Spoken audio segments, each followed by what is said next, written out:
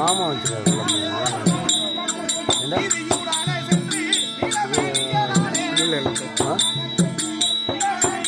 இன்னும் ஜூம் பண்ணிட்டீங்களா?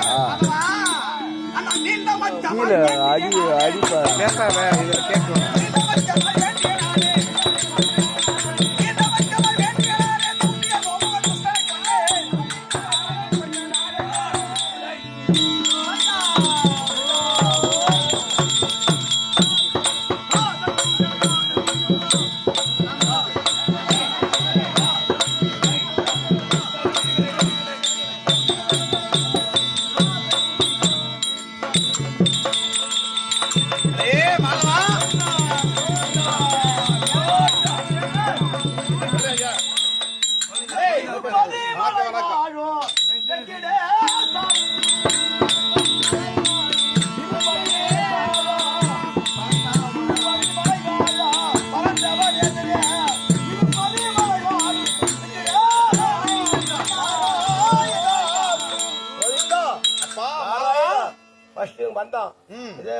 இன்னைக்கு நாடகம் நமக்கு உண்டு பண்ண பக்கம் பாதிரிக்கு வந்துட்டாரு. சரி அது வந்தாரு ஒரு போராட்டம் பண்றாரு. சரி அது கோலாட்டம்.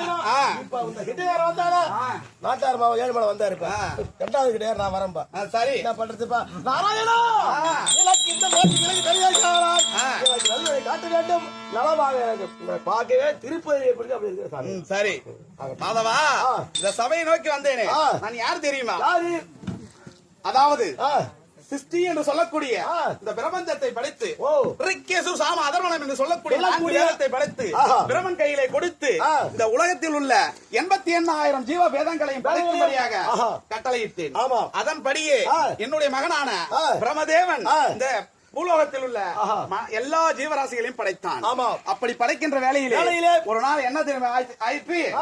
அசுர குலத்தில் பிறந்த சோமகாசுரன் என்று சொல்லக்கூடிய அரக்கன் என்ன தெரிவித்தார்? என்னுடைய மகன் பிரமதேவனை அடியோதண்டமாக அடித்து அவன் கையில் இந்த வேரத்தை பறித்து ஆடி என்று சொல்லக்கூடிய சமுத்திரத்தில் ஓடி மறைந்தான். உடனே நான் என்ன தெரியுமா எப்படி தெரியுமா? எப்படி மச்சம் என்று சொல்லக்கூடிய முதலாவதாக மீன் அவதாரம் எடுத்து அந்த சோமகாசுரனை எப்படி மறைத்தேன் தெரியுமா? எப்படி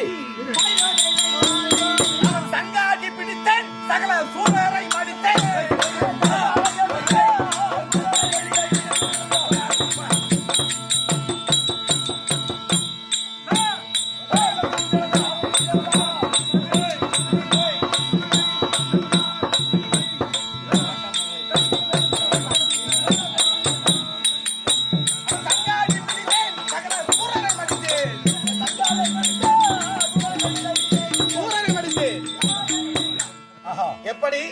மச்சம் என்று சொல்லக்கூடிய மீன் அவதாரம் எடுத்து அவன் உடலை கிழித்து அங்கே இருந்த வேதத்தை பறித்து மீண்டும் பிரமனிடம் கொடுத்து இந்த உலகத்தை படைக்கும்படியாக கட்டளையிட்டேன். அது மட்டுமா? எப்படி நான் என்ன தெரியுமா செய்தேன்? நான் எல்லை மூடுதால் அந்த பாலம்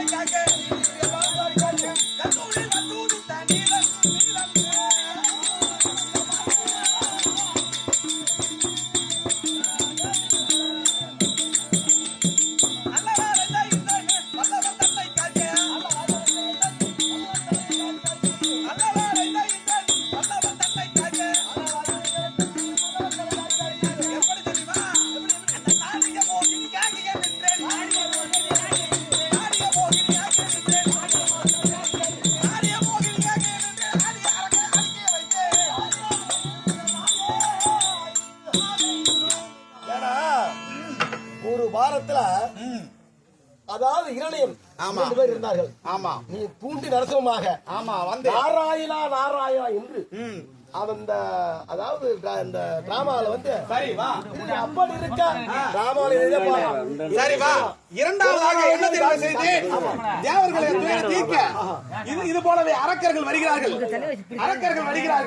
என்னை அழிக்கிறார்கள் அப்படி என்று தேவேந்திரன் முறையிட நானும் என்ன தெரியுமா தெரிவித்தேன் அமிர்தம் கடைய வேண்டும் அது நம்மால் முடியாது ஆகையால் அசுரர்கள் துணை வேண்டும் அப்படி என்று அசுரர்கள் ஒருபுறமும் தேவாதிகள் ஒருபுறமும் இருபுறமும் மேரிகள் பருவத்தை மத்தாகவும் ஆசிகை என்று சொல்லக்கூடிய பாம்பை கயிறாகவும் எப்படி கலந்தது தெரியுமா அமிர்தத்தை கலைகின்ற வேலைகளில் முந்தி முதலாக கற்பக விருட்சம் ராமதேனு ஐராவதம் சொல்லக்கூடிய இந்திராணி மகாலட்சுமி தாரை மண்டோதரி போன்ற பெண்களும் உருவாகினார்கள் இதுல இருக்கக்கூடிய இந்த ஏகத்திற்கு முதலாவதாக இருக்கக்கூடியவன் யார் தேவேந்திரன் ஆகவே ஐராவதம் கற்பக விருட்சம் ராமதேனு ஆகியவற்றை அவனிடம் கொடுத்து மீண்டும் அமிர்தத்தை கலைகின்ற பொழுது எப்படி தெரியுமா அந்த மண்பாண்டமானது பொறுக்க முடியாமல் என்று சொல்லக்கூடிய அந்த பாம்பானது விஷத்தை கக்கியது அங்கே இருக்கக்கூடிய விஷமானது அமிர்தத்தில் விழுந்தால் அமிர்தம் பாழாகிவிடும் என்று என்னுடைய மைத்தனாகிய ஸ்ரீ நமோ நாராயணன் என்னுடைய மைத்தன்